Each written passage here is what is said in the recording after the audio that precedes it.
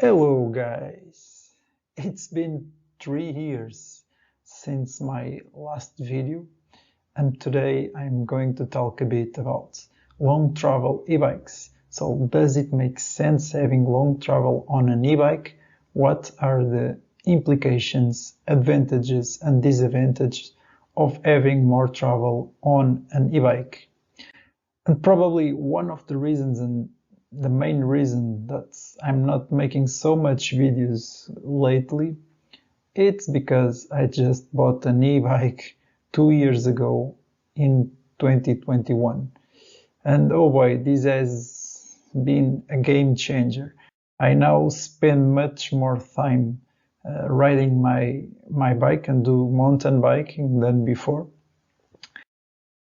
I spend most of my free time thinking when to ride a bike, and I just want to ride it. It's really, really addictive.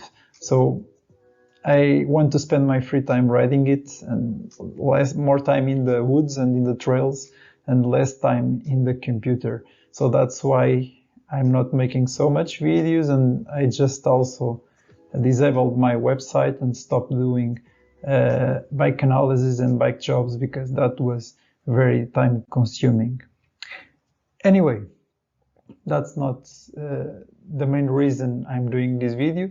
The main reason is because YouTube sent me a warning message saying that they will shut down my channel for inactivity. And I really need those 10 bucks per month to buy some proper beer. Otherwise, I just drink water, and it's a shame.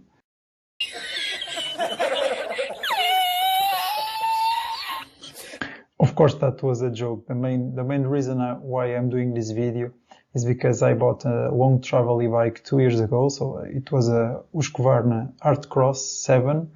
It has 180 mils of travel front and rear, and it also has 27.5 wheels front and rear. And my first option back then was actually the Ramsam, the e-ride Ramsam, and also Kenevo was an option. But it was a really nightmare to find one long travel e-bike back then. All the bikes, or almost every bike, was out of stock.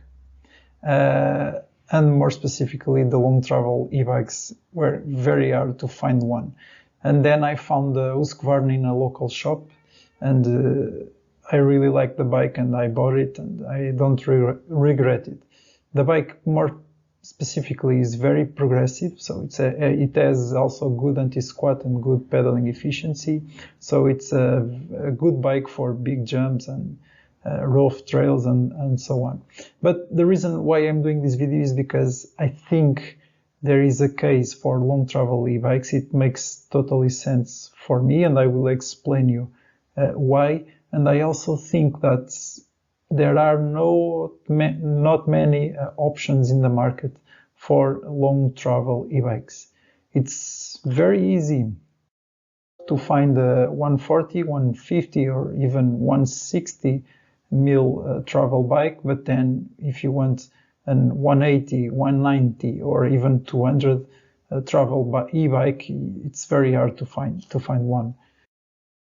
So I'm using this example, sticking to the Husqvarna example, because they have two models, very similar models. The bikes have very similar kinematics and bike geometry and frames, and the main difference probably is the amount of travel between the MC mountain cross and the HC, the Art Cross version. But you also have more brands with similar things like Cube Stereo. You can find 120, 140 and even 160 options, and the bike is quite similar between the design of the bike is quite similar across all the models. Okay, so what is exactly the implication of having more travel on your bike? So as you know, in all of my videos you will always find a graph and you also need a PhD in mathematics. I'm joking. But these graphs here represent a putative or an imaginary linear bike with a linear shock, okay? The blue line is for a shorter travel bike, 150, and the orange line is for the 180. This was made based on the rear suspension, but the same, everything that I'm going to say here today can also be applied to the front suspension. These curves do not represent the Husqvarna example because, as I said, the Husqvarna is quite progressive, the frame, the kinematics, so the curve naturally ramps up at the end of the travel, so you get like an exponential final curve due to the kinematics of the bike. But in either case, this is just an example for simplification, so I'm using a linear example with the straight lines, but everything that I'm going to say here also applies to progressive bikes. We keep it with air shocks or anything else that you can imagine. So the main thing that needs to keep constant is the bike design. So they should be relatively similar. Okay, so the bikes should be similar and we keep it with similar type of shocks. And what changes between the two bikes is the amount of travel. And in this case, you have here an example of these two imaginary bikes with a setup of 30% of sag on the shock for a 75 kilogram rider. And this is exactly what you get if you do that on both bikes. How can you get that curves? It's easy. So if you imagine the rider is on top of the bike, 60% of his weight will be distributed on the rear wheel specifically. So that means 60% of 75, it means 45 kilograms or approximately 100 pounds of force on the rear wheel just by sitting on top of the bike. Okay, this also corresponds to a force of 450 newtons. So when you go here to our previous graph, and force of 450 newtons is this dashed line, which represents the weight, the force of just the rider seated on the bike. So that force that results for that will compress the suspension a certain amount, okay? And as you can see, on the short travel bike, the rider weight will compress 45 millimeters of rear wheel travel, which corresponds exactly to 30%, because as I said, we set up the bikes at 30% of sag. And in the long travel bike, you will get absolute value of sag of 54 millimeters of travel, okay? So both bikes have exactly the same sag, and as a consequence of having different travel, you get different amounts of sag in terms of absolute value. And this is what the curves look like, okay? So you can also get some interesting observations for these curves. For instance, when you look to the bottom out force, you will see that despite having different travels, both bikes will bottom out exactly at the same force, okay? In this case, it will be 1,500 newtons, which corresponds to a force of 150 kilograms, okay? And they will bottom out exactly if you compress the rear wheel with this force. So what's exactly the difference if they bottom out at the same force? The difference is, for instance, the slopes of the curves, okay? And the slopes of the curves represent the slope, okay, is a representation of the stiffness of the suspension. So the long travel bike will be softer by nature, while the shorter travel bike will feel and it will be firmer by nature, okay, because it has a steeper curve. Even despite that they actually have exactly the same sag, okay? The fact that the bike has less travel, it will feel firmer by nature, okay? Another interesting observation, if you look closely to these curves, is actually the area under the curve. Okay, so this area blue line, this blue triangle, okay, everything that gets below the curve, if you calculate the area of the blue triangle and the area of the red triangle, you will see that the orange or red triangle is 20% higher, that the area of the triangle is 20% higher than the area of the blue triangle. And basically, the area under the curve, it represents the amount of energy that the suspension can absorb. Okay, it represents the displacement times the force, so it represents the energy the suspension can absorb. And this means precisely that the long travel e-bike, in this case the 180 mil bike, will absorb more 20% of energy than the shorter 150 mil of bike. Actually, this 20% is exactly the same as the difference of the travel, okay? The 180 mil bike has also 20% more travel than the shorter 150 bike, okay? There is a mistake here. It's 150, not 160. So what are the implications of this? The implications is that the bike, the long travel e-bike, will absorb more energy from bumps, drops, and also more energy from your inputs, okay? So the bike will feel much more smooth under a bumpy track just because the suspension has more travel and it will absorb more energy from all those impacts, okay? This is quite empirical and intuitive, but if you like physics and explanations, the reason is this. And if you just consider this example, drop to flat, like 1 meter high drop to flat, you run slowly across the drop and you just slam the ground on the impact. So this probably will cause a force on both suspensions, front and rear, higher than the force required to bottom out. Okay, so let's imagine that this type of drops will produce a force of 150 kilograms of force or even higher. So this drop will bottom out exactly the two bikes, the short travel bike and the long travel bike. Okay, but as I said, the long travel bike will absorb more energy from the impact than the short travel bike. Okay, so we can think in a more easy to understand way.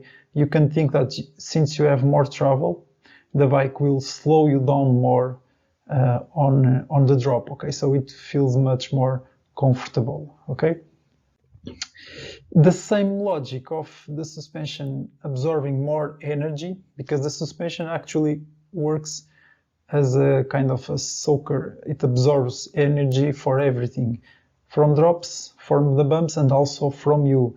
That's why long travel bikes will also have less pedaling efficiency, okay? Because the bike will absorb more energy from your inputs, and the oscillations that you make when you are pedaling, if you have lots of travel, the bike will be less pedaling efficient because some of your energy actually is wasted by the suspension itself.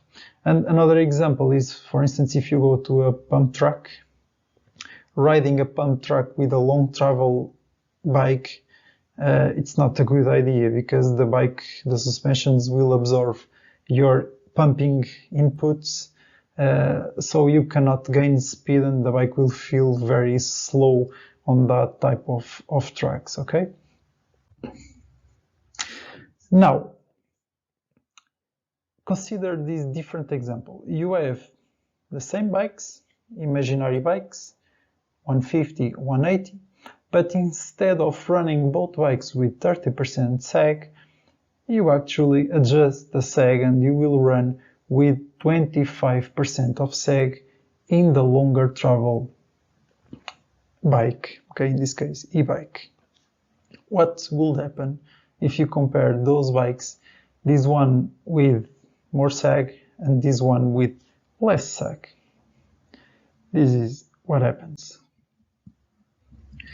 In case you didn't notice, you have here two curves, orange and blue, but the curves are completely superimposed, okay? And you cannot almost see the blue curve. And this basically means that if you set up the long travel bike with less sag, you actually transform your long travel bike in a shorter travel bike, because they will behave exactly the same, okay? Again, this straight line represents an imaginary bike, fully linear bike with a fully linear shock. But if you apply this experiment to any other bikes, the case of Husqvarna, they are very progressive, but if you apply this example to the Husqvarna case, you will get also two superimposed curves. But since they are progressive by nature, you will see some ramp up at the end in both bikes. Okay, but that's not the case. The case here is that you get very similar, the dynamic feeling of both bikes will be exactly the same. You could not notice any difference between them regarding the suspension if you do this adjustment of the sag. Okay, run the longer travel bike with less sag or with more pressure in the shock. Now, there is one big difference between these curves. And one big difference is that on the shorter travel bike, it will bottom out at 150, as we said previously. But on the long travel bike, now that bike will bottom out with higher force. So it requires, in this case, 180 kilograms of force to fully bottom out. So you basically, if you do this adjustment in the sag, you basically transform your long travel bike into a shorter travel one, but with extra travel reserve at the end, just to accommodate big impacts, okay? But the bikes will feel very similar. The shorter travel and the longer travel will have a very similar dynamic feeling with the same type of firmness in the suspension, but the longer travel one will bottom out with much higher force, okay? It needs a much bigger impact to fully use the full travel than the shorter travel one, okay? And another difference is obviously the difference in the geometries between two bikes. More specifically, if you do this, the bottom bracket weight will also be higher in the long travel bike, because you are running with less sag and it's a longer travel bike, so it has a higher bottom bracket 8, so it reduces the chances of pedal strikes. And so, to conclude this video, I think that if you compare two similar bikes, e-bikes, but with different travel, if you choose a long travel e-bike, you will get a slightly heavier bike, but again, the motor will minimize this problem. I used to ride with my daughter. She weighs 25 kilos. I think that's around 50 pounds, I'm not sure. It's a quite heavy kid, and I can do appeals, very steep appeals, up wheels and climbings with her on board of the bike, and I can be even faster than analog bikers in the trail. So actually the motor is very powerful, and I don't think that 1 kilo or 2 will make a huge difference regarding the climbing efficiency. Also, the long travel e-bikes, as I explained it, will absorb more energy from you, so they are slightly prone to more pedal bob and to be less pedal efficiency. But again, you have a motor, and this problem is not so dramatic. And also, a very interesting find that I did on my e-bike is, since the pedal bob is caused by the pedaling itself, okay, when the pedals are on the vertical position. The crank arm is on the vertical position. You produce a very low torque output, and when the cranks are in the horizontal position, you produce the maximum pedaling power and the pedaling torque output. Okay, so actually, when you are pedaling, you are oscillating between the power output you make to the rear wheel. And that's the main cause why the bike bobs, the suspension bobs, because the power that you make when you are pedaling is not constant, okay? It changes by the position of the crank arms. And with the motor produces a more continuous power output with a constant torque, and that actually minimizes, that's my feeling when I'm riding, it actually minimizes the pedal bob. So actually, on my e-bike, I don't feel the bike bobbing a lot on the climbs. It's quite stable despite having lots of travel. So again, I don't see that this is a major problem against this case of long travel e-bikes. And then, even if you don't want so much travel, you can always transform your long travel e-bike into a shorter travel one. You just adjust the sag and you just put more pressure, reduce the sag, and the bike will transform in terms of dynamics. It will be very similar to a shorter travel bike, but you gain some reserve of travel at the end for bigger impacts, okay? And of course, in this case, the main difference, it will be the slight weight penalty, but again, I don't think this is a major problem. And finally, to conclude, I think long travel e-bikes make totally sense for me, but again, I don't think that the market offers the amount of options that I would like to see, okay? I think they are quite limited. It's quite hard to find an e-bike with long travel in the market. I know that there are a couple of models, but it's not something that you see every day. It's much more easier to find a shorter travel e-bike. And again, I think that long travel e-bikes makes totally sense for me, okay? I would say that if you ride an analog bike with 140 mils of travel, you can just increase 20 mils of travel if you go to an e-bike, okay? And if you ride a 150 analog bike, you just can boost the travel to 170, okay? Even if it's too much for you, and if the bike is overbiked, you can just decrease the sag and it will feel a shorter travel bike again with some extra reserve at the end. So that's my video. I don't know what you think. Let's put in the comments if you agree with my opinion or not. And I hope you like this video, and I hope to see you soon. Otherwise, see you in the next 3 years. I hope not. Bye guys, and have a nice day.